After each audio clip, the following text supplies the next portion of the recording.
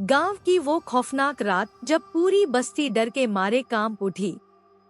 गांव की पुरानी गलियों में एक खौफनाक कहानी छुपी थी। एक ऐसी कहानी जिसे सुनकर आज भी लोग कांप उठते हैं। क्या आप इस रहस्य को जानने के लिए तैयार हैं?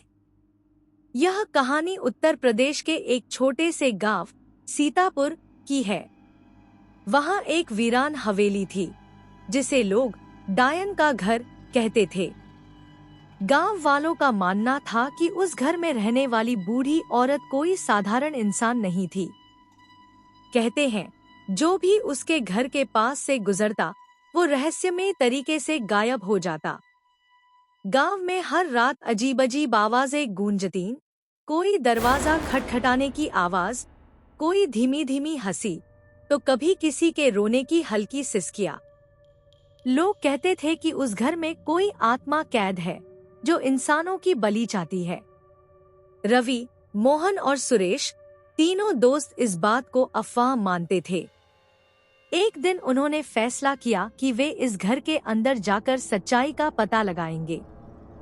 अमावस्या की रात थी, चारों ओर घना अंधेरा था। गांव के लोग अपने अपने घरों में दुबके हुए थे, लेकिन ये तीनों दोस्त टॉर्च लेकर उस हवेली के दरवाजे तक पहुंच गए। जैसे ही उन्होंने दरवाजा खोला, एक अजीब सी ठंडी हवा ने उन्हें झकझोर दिया। अंदर घना अंधेरा था। टॉर्च की रोशनी में उन्हें जाले लगे पुराने फर्नीचर और टूटी फूटी दीवारें दिखीं। तभी अचानक एक कुर्सी अपने आप हिलने लगी। कौन है यहाँ? रवि ने कांपती आवाज में पूछा। कोई जवाब नहीं, सिर्फ सन्नाटा। लेकिन अगले ही पल अचानक एक जोरदार ठहाका गूंज उठा। तीनों के दिल जोर जोर से धड़कने लगे। तभी उन्होंने देखा, एक काले लिबास में लिपटी बूढ़ी औरत कोने में बैठी थी। उसकी आंखें चमक रही थी। तुम आ ही गए, मैंने तुम्हारा इंतजार किया था, औरत की डरावनी आवाज गूंजी।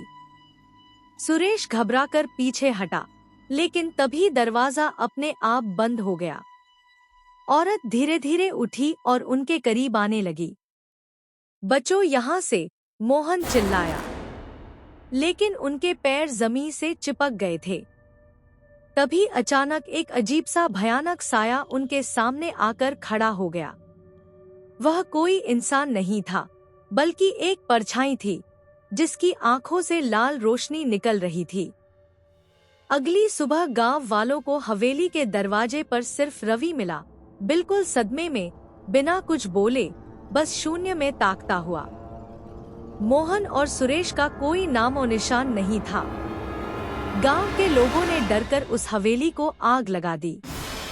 लेकिन वो रहस्य आज भी अनसुलझा है कि आखिर उस रात वहां क्या हुआ था और रवि के दोस्तों का क्या हुआ। अब आप सोचिए, क्या वो औरत सच में डायन थी या फिर हवेली में छुपी कोई भयानक शक्ति? अगर आप ऐसी और भी खौफनाक कहानियां सुनना चाहते हैं तो चैनल को सब्सक्राइब करना न भूलें।